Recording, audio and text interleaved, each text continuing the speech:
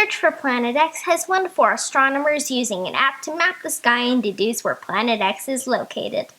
The board is double-sided and represents the entire night sky. I'm going to focus on the standard side, which is divided into 12 sectors. The expert side has 18, but the game rules are mostly otherwise the same. Sectors are numbered and contain a peer review track. At specific points, players will be able to submit a theory as to what that sector contains. A sector is either truly empty or contains one object: a comet, asteroid, dwarf planet, gas cloud, or Planet X.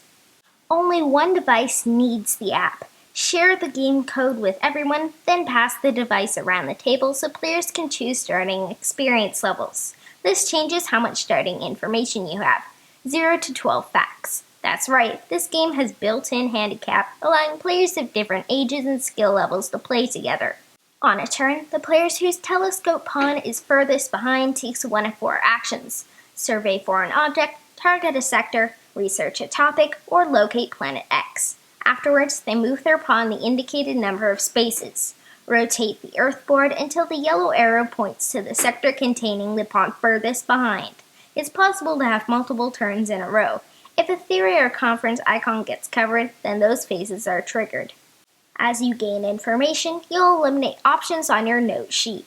The player screen contains all of the rules you'll need for the game and explains the game's logic rules. Additional rules and information will be unique and added by the app. Surveying is looking for something specific in 1 to 6 sectors not covered by the Earth board. Put the information into the app and it will give you the results. Maybe there is 1 dwarf planet between sectors 4 and 7, or 2 asteroids between 5 and 10. Targeting is similar, but gives you complete information for a sector. You may only target twice in a game, spending a target token each time. Planet X is hidden in a seemingly empty sector, so you'll still have work to do.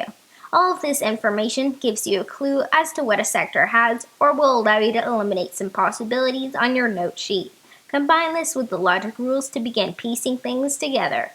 A research action allows you to use the app to gain additional logic rules for this particular game. Before starting, the app generates 6 unique research rules that you can choose to learn about, as well as the conference information, which I'll get to shortly. Submitting theories is the main way to gain points. During the theory phase, each player may submit 1 face-down theory token to the sector in the board that they think contains the object. For example, if you're sure that Sector 2 contains a comet, place 1 of your comet theory tokens to the top of Sector 2. Multiple people can submit theories about the same sectors, including in a later phase, as long as the token hasn't been revealed. Each following theory phase, the tokens slide down the track into the peer review phase. At this point, the owner of the theory token puts their theory in the app to see if they were correct. If so, flip the token face up. Now everyone knows what object is located in that sector. If incorrect, discard the token without revealing and advance your pawn 1 sector as punishment. The conference phase is like public research. Once per game, the app gives players an additional logic rule. Continue until 1 player successfully locates Planet X. You must know the sector with Planet X, plus the objects in the adjacent sectors. The app will tell you if you're correct. If so, everyone else has 1 final chance to gain points by submitting 1 or 2 more theories, or attempting to locate Planet X themselves. Players then score points for how many correct theories they've submitted, with a bonus if you're first in a sector, and of course, points for locating Planet X. Survey the skies, research the facts, and submit theories, all so you can be the first to deduce Planet X's location. That's the search for Planet X. Including setup and takedown, 3 and 4 player standard games of the search for Planet X should last between 75 and 85 minutes. Give yourself 90 to 100 minutes for the expert game. The board and player areas mean you should stick to dining tables. There's a small amount of grade 3 reading and simple math. This game is instead all about heavy deduction plus optimization of your actions and time. If you stick to the standard mode and start with the youth difficulty as 12 clues, very experienced 8 and 9-year-old gamers could try this. They then can move up difficulty levels as they feel comfortable. I'll talk more about this soon. This game works well at all player counts because it's really all about you, the app, your sheet, and the board. In our 5th game of the search for Planet X, Dad, despite losing every game by a big amount, Join Mum on the Genius level. I played my third game at the Experience level. We also used the Expert side. We were stunned, but Dad suddenly said, "I'm going for it." And he looked stunned. Apparently not learning his lesson, guess what he said the next turn? This time, though, he was right. A turn or two later, Mom found Planet X2. My theory tokens couldn't be used, so I had nothing to lose. Despite Dad finding Planet X first, Mom won. Again.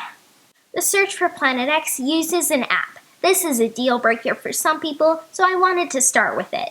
We think it's an excellent app, and because of how it generates rules, it can provide thousands of combinations. I love that players of all experience levels can play the search for Planet X together at the same table. Someone might have more of a head start, meaning more starting info, but that doesn't mean they'll win. The gameplay isn't complex, but it challenges your deduction skills. I don't want to play this all the time, not because it's a bad game, far away from that, but because I feel mentally exhausted afterwards. You can set up your webcam or phone to play online with people.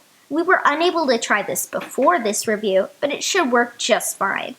Note sheets are laid out by season on both board and sheet to match how you're facing the board and reduce confusion. Very clever.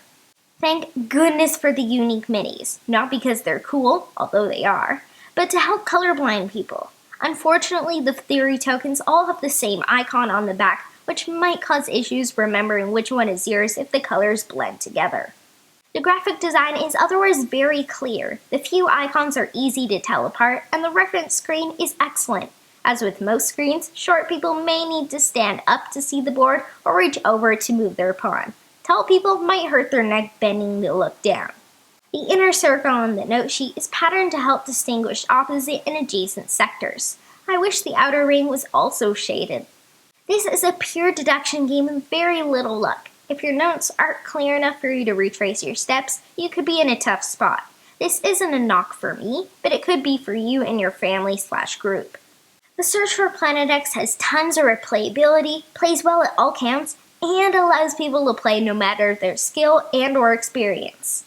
The table presence might not wow you, and its brain-burning deduction won't appeal to everyone, but this is a really good game with a cool science theme. Seriously.